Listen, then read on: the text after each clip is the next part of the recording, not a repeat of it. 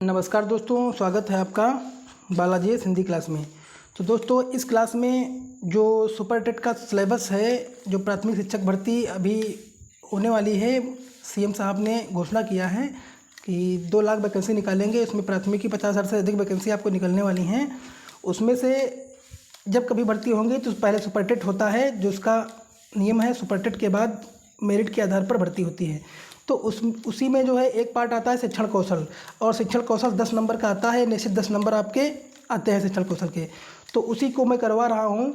इसके पहले भी मैं आपको प्रीवियस ईयर के यूपी टेट होने वाला है। जब आपकी सुपर टेट भर्ती होगी तो सबसे पहले यूपी टेट होगा, यूपी टेट के बाद आपकी सुपर टेट की वैकेंसी निकलेंगी, ये इसका पेपर होगा। तो सुपर टेट होने वाला है, इसीलिए सुपर टेट के जितने भी आपके पीछे एग्ज़ाम हो चुके हैं वे सारे मैं करवाऊंगा।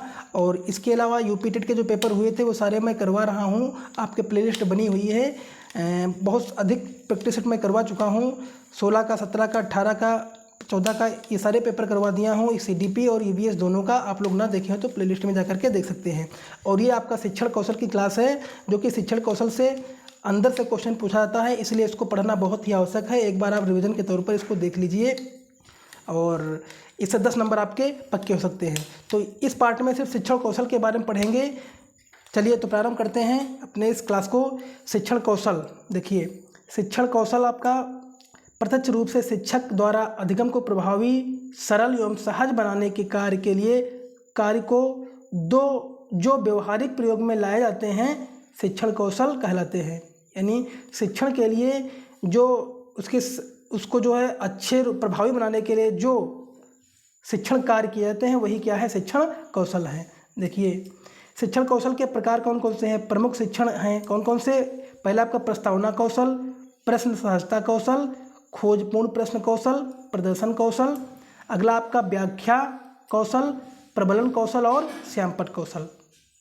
चलिए, शिक्षण कौशल की प्रमुख विशेषताएं क्या क्या होती हैं दोस्तों, इससे क्वेश्चन बन जाते हैं, इसको अच्छे से देख लो। विशेषताएं क्या हैं? शिक्षण कौशल के प्रशिक्षण को शिक्षक व्यवहार में परिवर्तन आता है, और शिक्षण कौशल किसी कक्षा में शिक्षण की परिस्थिति को उत्पन्न करने में सहायक होते हैं, और शिक्षण कौशल द्वारा शिक्षण के उद्देश्यों को प्राप्त करने में सरलता मिलती है। शिक्षण कौशल प्रभावी शिक्षण के लिए महत्वपूर्ण एवं सहायक होते हैं दोस्तों। अब शिक्षण कुशलता की सूची देखिए। भारतवर्ष में 1972 में शिक्षण कुशलताओं को विकसित करने हेतु कुछ प्रशिक्षण महाविद्यालय ने इस विषय पर अनुसंधान किए हैं। इसी संदर्भ में वर्ष 1975 तक यहाँ के अनुकूल कुछ शिक्षण कुशलताओं की सूची तैयार की गई है, जो निम्नवत हैं। कौन कौन से हैं? शिक्षण के उद्देश्य लिखने की कुशलता, और किसी पाठ विषय वस्तु की प्रस्तावना करने की कुशलता। अगला, प्रश्नों में प्रवाह लाने की कुशलता, खोजों प्रश्नों को करने की कुशलता, उदाहरणों द्वारा समझने की अवस्था व्याख्या करने की कुशलता, और उद्दीपनों में विविधता लाने की कुशलता, और मौन संप्रेषण की कुशलता, और पुनर्वर्णन की कुशलता। विद्यार्थियों का प्रतिभागित्व बढ़ाने के अनुसार दोस्तों। अगला दोस्तों, श्यामपट्ट के प्रयोग की कुशलता। अगला, पाठ विषय वस्तु की समापन की कुशलता। ये सारी इसकी शिक्षण की विशेषताएं हैं। अब देखिए, इंपॉर्टेंट है, इससे क्वेश्चन बहुत ही बनता है। शिक्षण अधिगम के सिद्धांत। शिक्षण अधिगम के सिद्धांत देखिए कौन कौन से हैं। पहला सिद्धांत है, शिक्षा शास्त्रीय विचारकों के अनुसार विभिन्न शिक्षण सिद्धांतों की मान्यता दी गई है, जिसका वर्णन इस प्रकार है। कौन है? क्रियाशीलता का सिद्धांत। फ्रोबेल ने ये कथन है, बालक कार्य करके ही सीखते हैं और क्रिया द्वारा सीखना अस्थायी होता है। ये फ्रोबेल का कथन है, इसको याद कर लेना। करके सीखना ये क्रियाशीलता का प्रमुख आधार होता है। प्रोजेक्ट शिक्षा, बेसिक शिक्षा आदि पद्धतियाँ क्रियाशीलता के सिद्धांत पर आधारित होती हैं। तो ये आपका हो गया पहला, क्रियाशीलता का सिद्धांत। अगला है प्रेरणा का सिद्धांत। यह है आपका शिक्षण में प्रेरक तत्वों को शामिल करने को प्रेरणा का सिद्धांत कहा जाता है। और प्रेरणा के तरीके, प्रेरक तत्व कौन कौन से हैं? शाब्दिक और अशाब्दिक। शाब्दिक क्या होता है? शाबाश, अच्छा और उत्तम। अशाब्दिक क्या होता है? दंड और पुरस्कार। रुचि का सिद्धांत, रुचिपूर्ण शिक्षण की विधियां, जिज्ञासा, सहसंबंध, पाठ सहायक और सामग्री। और रुचि प्रछन्न ध्यान, रुचि प्रछन्न ध्यान ये क्या है, तथा ध्यान रुचि का क्रियात्मक रूप है मैकडूगल। ये क्या आपकी, ये रुचि प्रछन्न ध्यान है तथा ध्यान रुचि का क्रियात्मक रूप है, ये मैकडूगल की परिभाषा है या कथन है, आप इसको याद कर लेना। और पाठ्य वस्तु में एकाग्रता रुचि के सिद्धांत पर आधारित होती है। अगला निश्चित उद्देश्य का सिद्धांत, अगला होता है आपका निश्चित उद्देश्य का सिद्धांत, अगला नियोजन का सिद्धांत। इस सिद्धांत के प्रमुख बिंदु कौन कौन से हैं? नियोजन करने से समय और श्रम की बचत होती है, शिक्षण अधिगम की क्रमबद्धता होती है और शिक्षण के उद्देश्य की दोस्तों पूर्ति होती है। अगला है आपका चयन का सिद्धांत। इससे क्या होता है, शिक्षण के अच्छे चयन की योग्यता पर उसके कार्य कुशलता सफलता निर्भर करती है। ये एक रायबर्न की कथन है। अगला वैयक्तिक भिन्नता का सिद्धांत, शिक्षकों को छात्रों को वैयक्तिक भिन्नता का ध्यान रखना अत्यंत आवश्यक है। ऐसा करने से प्रत्येक छात्र गुणवत्तापूर्ण ढंग से सीखेगा। चलिए अगला है लोकतंत्री व्यवहार का सिद्धांत। इस सिद्धांत का मूल कर्तव्य है समानता और सहभागिता। जीवन से संबंध स्थापित करने का सिद्धांत,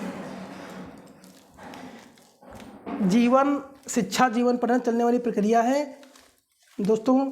शिक्षा के द्वारा ही मानव जीवन को उन्नत बनाया जाता है। इसे राष्ट्रीय पाठचर्या 2005 में शिक्षा को जीवन से जोड़ने की बात पर जोर दिया गया है। शिक्षा देने का कार्य शिक्षण के माध्यम से होता है। शिक्षकों को किसी भी पाठ को पढ़ाते समय उस तत्व पहलुओं पर ध्यान केंद्रित करना चाहिए जो विद्यार्थियों को उसके जीवन की क्रिया के साथ जोड़ते हैं।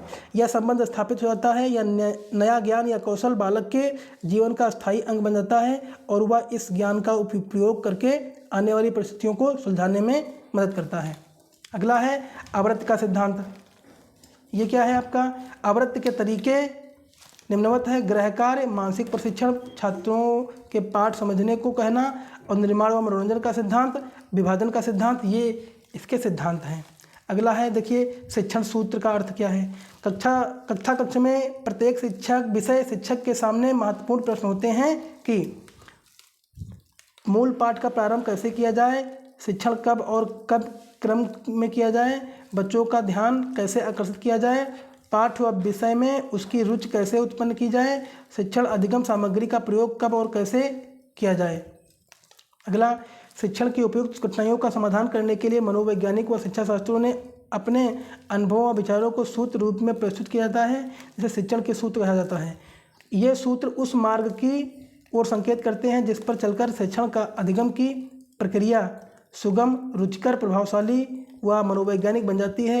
ये सूत्र बाल प्रकृति पर आधारित होते हैं, अतः प्रत्येक अध्यापक को शिक्षण कला में सफलता और दक्षता प्राप्त करने के लिए अपने विषय के ज्ञान के साथ साथ शिक्षण सूत्रों का भी ज्ञान आवश्यक है।